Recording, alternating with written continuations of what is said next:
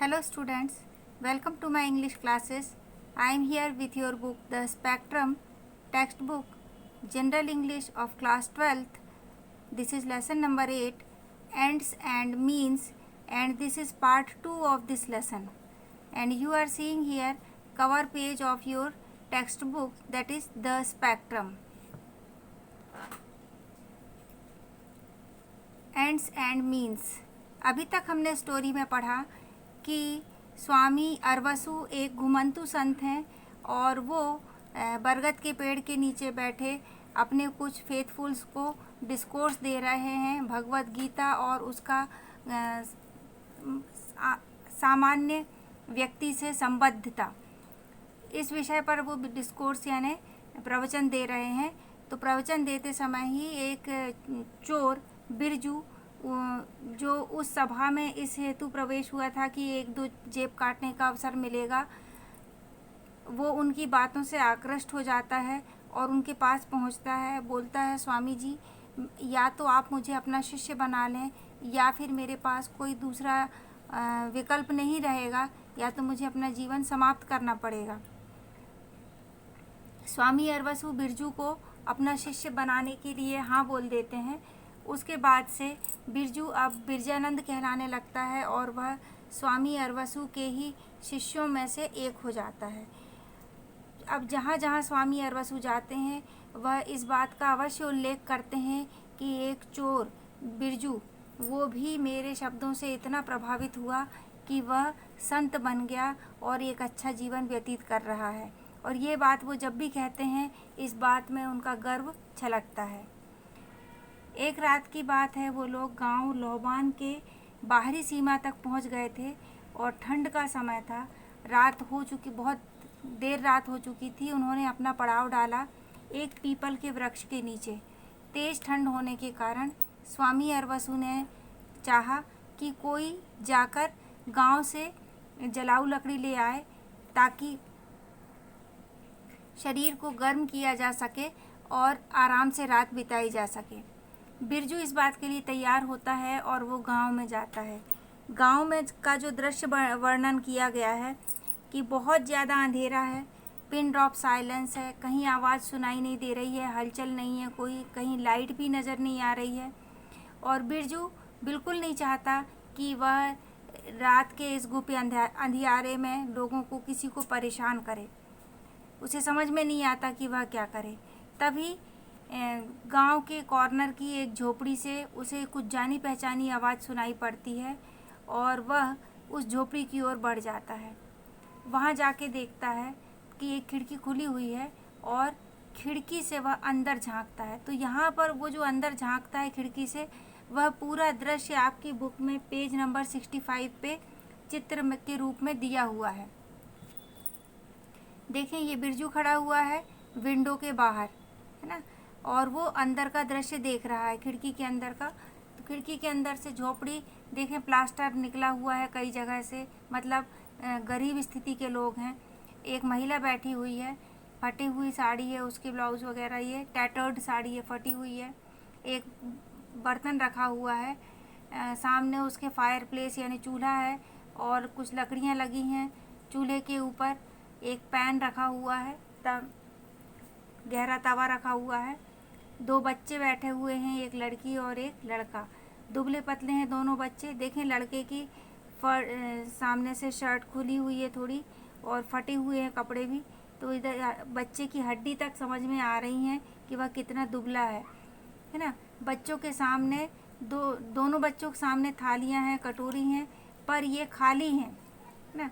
ये जो चित्र है ये पूरा उस घर में रहने वाले लोगों की आर्थिक स्थिति का वर्णन कर रहा है। कहानी कंटिन्यू करते हैं हम।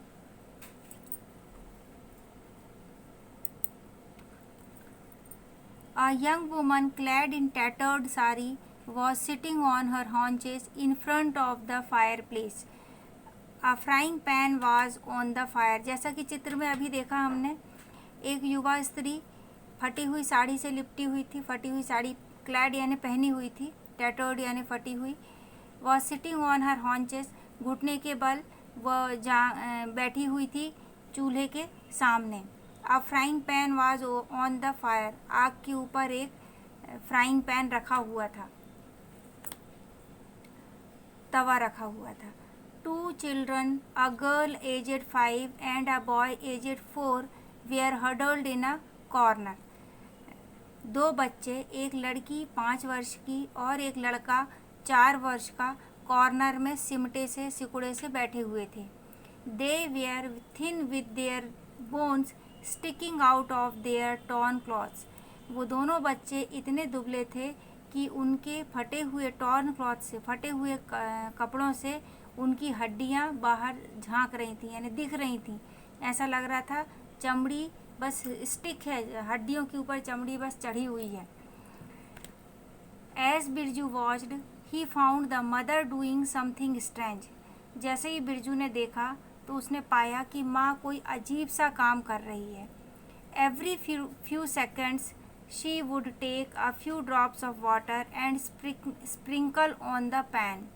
हर कुछ सेकंड के बाद वो थोड़ा सा पानी लेती, कुछ बूंदें पानी की लेती और उस गरम तवे के ऊपर स्प्रिंकल कर देती, यानी छिड़क देती। She also kept mumbling to her children. वो अपने बच्चों से भी कुछ मम्बल यानी बड़बड़ाते जाती है, बच्चों से भी कहते जाती है। Birju could not make out what she was saying. Birju समझ नहीं पा रहा था, मेक आउट यानी जो आवाज़ समझ में आ रही थी, लेकिन ये नहीं समझ में आ रहा था स्पष्ट कि वो कह क्या रही है, यानी बड़बड़ा रही थी। As Birju watched she kept repeating the same thing. जैसा बिरजू ने देखा तो कि वह महिला बार बार वही काम कर रही है, रिपीट कर रही है। Curiosity overtook Birju. बिरजू में जिज्ञासा उत्पन्न हुई। क्यूरोसिटी यानी जिज्ञासा, जानने की इच्छा बहुत तीव्र हो गई। Standing at the door he said. अब बिरजू खिड़की से हटकर दरवाजे पे आ गया और बोला, Devi, I am Birjanand, a disciple of Swami Arvasu. Devi, मैं बिरजानंद हूँ, स्वामी अरवसु का शिष्य। The young woman was surprised to see a person in saffron clothes. युवा स्त्री बड़ा अचंभित हुई, आश्चर्यचकित हो गई कि एक भगवा वस्त्रधारी व्यक्ति उसके दरवाजे पर खड़ा हुआ है। She stood up and walking towards Birju touched his feet. वह खड़ी हो गई, बिरजू की ओर आगे बढ़ी, टच्ड हिज फीट, बिरजू के चरण स्पर्श किए, बोली, Maharaj, I am indeed fortunate to have your blessed feet enter my humble abode. तो महिला बोलती है, महाराज, मैं बहुत भाग्यशाली हूँ कि आपके आशीर्वाद, ब्लेस्ड फीट यानी आशीषित चरण, फीट यानी चरण, एंटर माई हम्बल एबोड, मेरे घर पर आए। एबोड यानी घर, रहने का स्थान। However I am equally unfortunate because I have nothing to give you. और हालांकि मैं उतनी ही अनफॉर्चुनेट यानी दुर्भाग्यशाली भी हूँ कि मेरे पास आपको देने के लिए कुछ नहीं है। I have been observing you for the last few minutes. All you have been doing is sprinkling water on the pan. Why have you been doing that? Birju कहता है, बिरजानंद, मैं पिछले कुछ समय से लास्ट फ्यू मिनट्स यानी पिछले कुछ मिनटों से तुम्हें ऑब्जर्व कर रहा था। ऑब्जर्व करना यानी बारीकी से देखना। All you have been doing is sprinkling water on the pan. तुम क्या कर रही थी कि सिर्फ पानी लेती थी और उसको स्प्रिंकल कर देती थी पैन पे। पैन यानी कढ़ाई या तवा, उस पर छिड़क देती थी पानी। Why have you been doing that. तुम ऐसा क्यों कर रही थी। There is not a grain of rice in the house. महिला का जवाब था, घर में चावल का एक दाना भी नहीं है। My children have been screaming the whole evening for food. मेरे बच्चे पूरी शाम से, होल इवनिंग यानी पूरी शाम भूख के लिए तड़पते रहे हैं। स्क्रीमिंग करना, भूख से चिल्लाना, चीखना, तड़प रहे हैं भूख से। By sprinkling water on the pan I was giving them the impression that food was being cooked. पानी पैन पे मैं छिड़क रही थी तो मैं उनको ये इम्प्रेशन दे रही थी, यानी ये दिखा रही थी कि भोजन पक रहा है, बीइंग कुक्ड, यानी भोजन पकने की क्रिया आरंभ है। The sound of water on the pan kept them under the illusion that something was being fried. जो पानी की आवाज़ आती थी, जैसे ही वो पानी छिड़कती थी तो उससे एक इल्यूजन, भ्रम उत्पन्न होता था बच्चों को कि कोई चीज़ तली जा रही है, पक रही है। Poor wretches, they are too innocent to differentiate between reality and illusion. बेचारे गरीब बच्चे, वो इतने इनोसेंट हैं, नादान हैं। इनोसेंट यानी नादान। वो ये भी डिफ्रेंशिएट यानी अंतर नहीं कर सकते हैं कि यथार्थ क्या है और भ्रम क्या है। रियलिटी यानी यथार्थ और इल्यूजन यानी भ्रम। सी, with the hope that food is getting ready, they have gone to sleep. देखो, भोजन पकने की उम्मीद में, भोजन तैयार होने की उम्मीद में बेचारे बच्चे रास्ता देखते देखते सो गए। Birju looked at the two kids huddled together like pups. Birju ने उन दोनों बच्चों की ओर देखा जो सिकुड़े सिमटे से पड़े हुए थे, जैसे पप्स, कुत्ते के बच्चे एक दूसरे के ऊपर चिपटे पड़े नहीं रहते, एकदम पैदा होते हैं उस समय के, वैसे वो बच्चे दोनों एक दूसरे के ऊपर लुढ़के से पड़े थे। Tears weld up in Birju's eyes. Birju की आंखों में आंसू भर गए। वेल्ड अप यानी भर जाना, वेल यानी कुआं और वेल्ड अप यानी कुआं ऊपर तक भर आता है, पानी भर आता है, उसको बोलते हैं। तो यहाँ बिरजू की आंखों में आंसू भर आए। Without uttering a word he walked out of the हट। बिना एक शब्द भी कहे, अटरिंग यानी कहना, विदाउट यानी बिना, तो बिना एक शब्द कहे ही walked out of the hut, वो झोपड़ी से बाहर चला गया। He searched the lane of the village and finally found what he was looking for, a grocery store.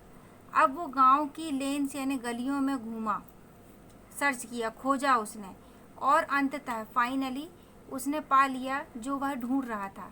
क्या ढूंढ रहा था? अ ग्रॉसरी स्टोर, एक किराने की दुकान।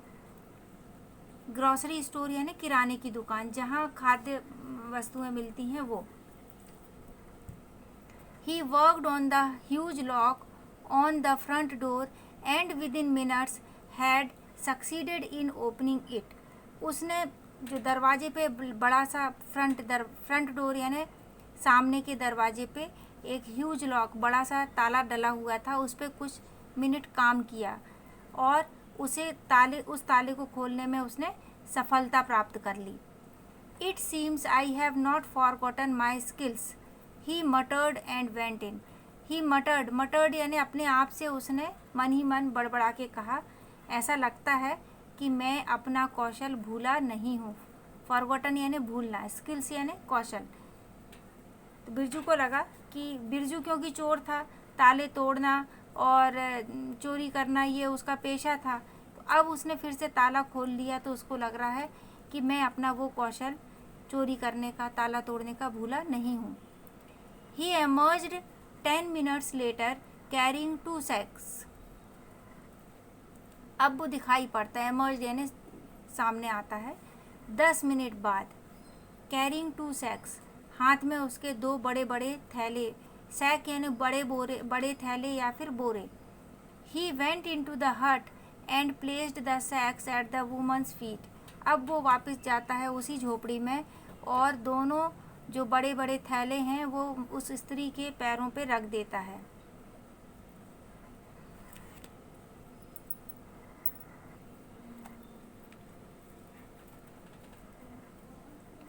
These provisions should last you for 3 months at least, he said, and walked out before the woman could ask any questions.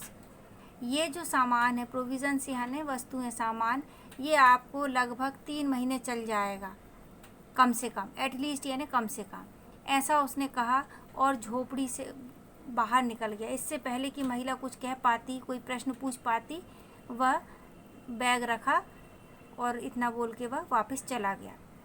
When he returned, he found Swami Arvasu still waiting for him. अब जब वो वापस लौटा, return यानी वापस लौटना, तो उसने पाया, फाउंड यानी पाया, कि स्वामी अरवसु अभी भी उसका इंतज़ार कर रहे थे। What happened, what took you so long, where is the firewood, कि क्या हुआ, वॉट हैपन्ड यानी क्या हुआ, what took you so long, इतना लंबा समय तुम्हें काय में लगा, वेयर इज़ द फायरवुड, जलाने के लिए लकड़ी कहाँ है।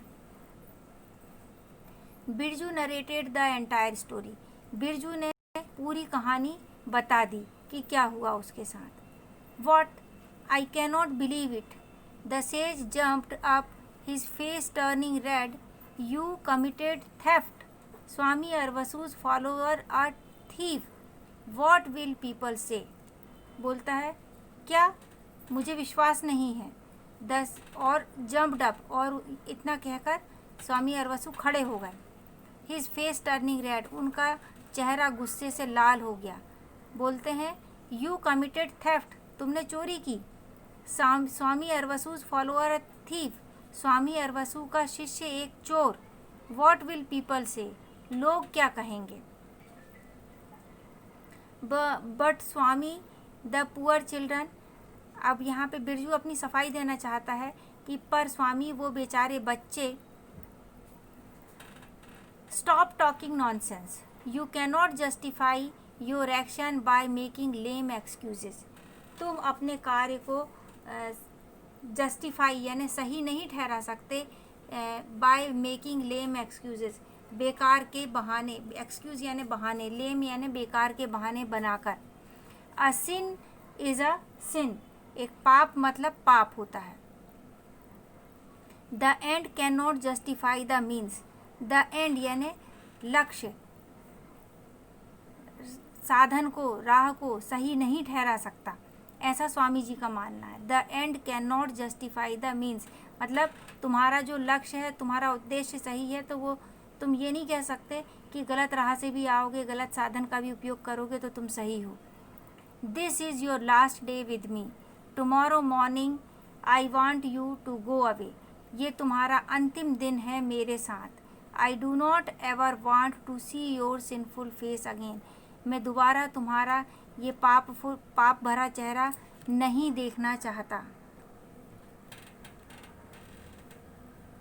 The next morning when Birju opened his eyes, there was a dazzling light in the sky. अगली सुबह जब बिरजू ने अपनी आंखें खोली तो उसने देखा कि बढ़िया चमकदार रोशनी थी आकाश में। डेजलिंग यानी बहुत ज़्यादा ब्राइट, चमकदार। He looked around, उसने आसपास देखा। The sage and his followers were getting up. The sage यानी स्वामी अरवसु और उनके शिष्य भी उठ रहे थे। Rubbing their eyes, अपनी आँखों को मलते हुए। A huge bird-like creature was descending from the sky. एक बहुत बड़ा पक्षी जैसा जीव आकाश से नीचे उतर रहा था। डिसेंडिंग यानी नीचे उतरना, क्रीचर यानी जीव। इट इज़ अ पुष्पक विमान, समवन शाउटेड, कोई जोर से चिल्लाया, अरे ये तो पुष्पक विमान है। Yes, you are right, I think Lord Indra has sent his messenger to take me to heaven, Swami Arvasu said. Swami Arvasu बोलते हैं कि मुझे लगता है कि भगवान इंद्र ने अपने संदेशवाहक को भेजा है कि वो आएँ और मुझे लेकर जाएं स्वर्ग की ओर। His followers prostrated before him and he raised his hand in benediction. उनके जो फॉलोअर्स थे, शिष्य थे, अब वो दंडवत प्रणाम करने लगे स्वामी जी को, और स्वामी जी ने भी अपना एक हाथ उठा दिया अपने शिष्यों को आशीर्वाद देने के लिए। इन बेनेडिक्शन यानी दयालुता के साथ उन्होंने एक हाथ अपना उठा दिया कि भाई तुम्हारा भला हो करके। टुडे माई मोमेंट ऑफ निर्वाण हैज़ कम, स्वामी जी बोलते हैं आज मेरा निर्वाण, निर्वाण यानी मोक्ष का क्षण, मोमेंट यानी क्षण आ गया है। Finally I will B free from the endless cycle of birth and death, अंततः अब मैं जीवन और मृत्यु के चक्र से मुक्त हो जाऊंगा। देखिए यहाँ पे चित्र बना हुआ है, ये पुष्पक विमान है और पुष्पक विमान, ये पक्षी गरुड़ पक्षी है, स्वामी अरवसु खड़े हुए हैं, सॉरी, ये बिरजू खड़ा हुआ है और ये स्वामी अरवसु हैं और ये उनके कुछ डिसाइपल्स, शिष्य वगैरह खड़े हुए हैं और ये उस पुष्पक विमान से आया हुआ व्यक्ति। अब देखें क्या होता है स्टोरी में। स्वामी अरवसु बोलते हैं, अंततः मेरा मोक्ष का समय आ गया है।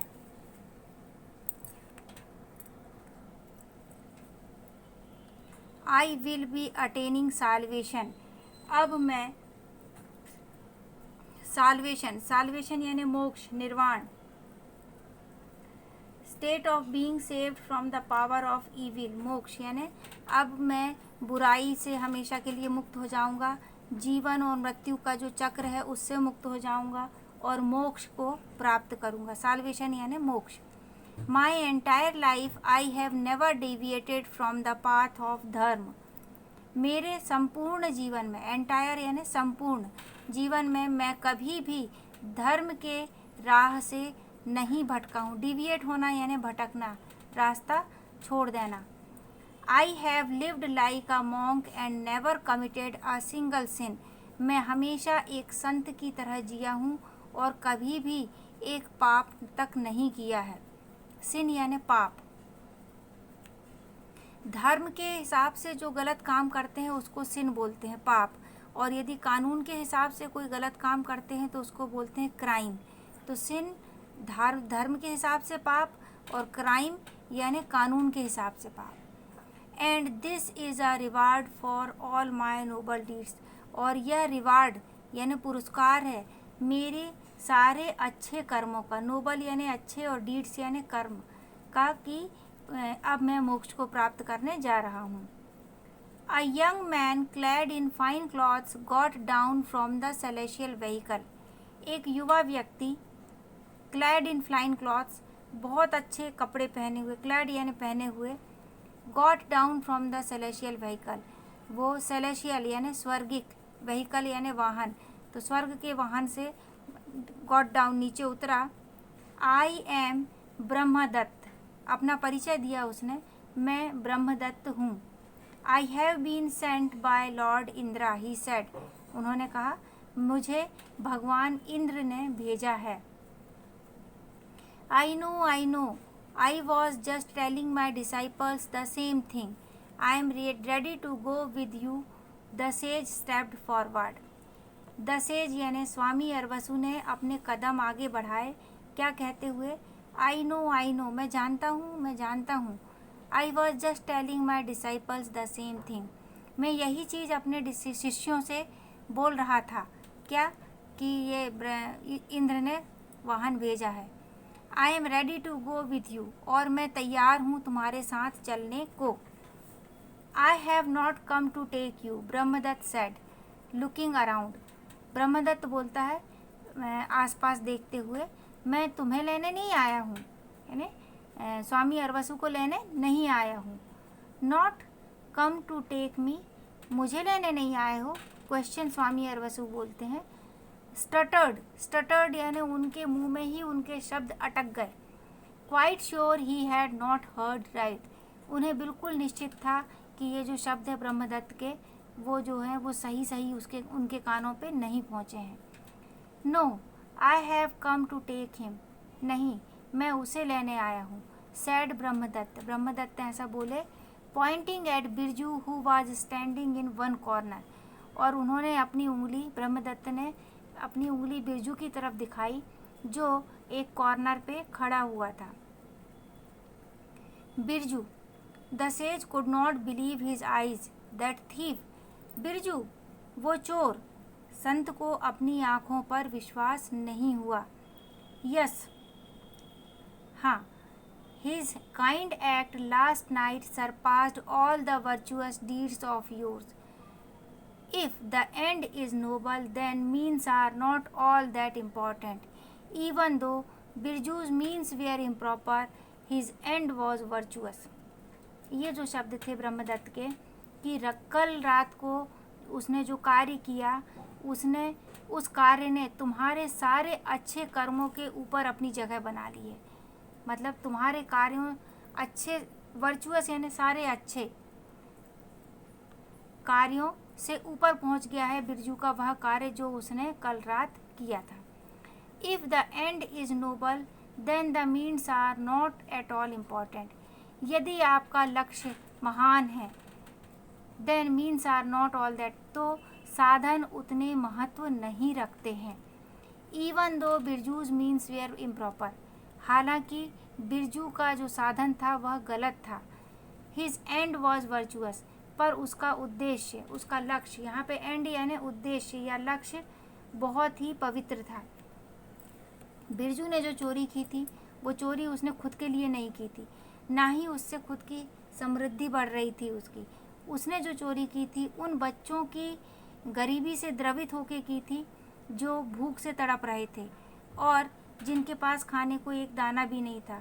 तो बिरजू जो जानता था कि उसका यह कर्म उसे स्वामी अरवसु की टोली से निकाल देगा, उनसे दूर कर देगा, बावजूद उसने उन बच्चों के लिए उनकी भूख का इंतजाम किया। The sage and his disciples stood speechless. The sage यानी स्वामी अरवसु और उनके शिष्य स्पीचलेस, निःशब्द होकर खड़े रहे। As Birju followed Brahmadatta into the Pushpak Vimana. जब बिरजू ब्रह्मदत्त के पीछे पीछे जा रहा था पुष्पक विमान की ओर, स्वामी अरवसु और उनके शिष्य निःशब्द होकर उसको देख रहे थे। कहानी हमें बताती है कि यदि आपका लक्ष्य महान है तो इस बात से फ़र्क नहीं पड़ता कि आपने किन साधनों का उपयोग किया है। बिरजू का लक्ष्य महान था, उसका उद्देश्य था कि उन बच्चों को भोजन कराए और उसने वह करा दिया। आपको स्टोरी पसंद आई हो, मेरा व्याख्या करने का तरीका पसंद आया हो तो चैनल को लाइक करें, शेयर करें ताकि अन्य लोगों को भी इसका फ़ायदा मिल सके, और चैनल को सब्सक्राइब करें ताकि मेरे आने वाले वीडियोज़ का नोटिफिकेशन तुरंत मिल जाए। Thank you, have a great day.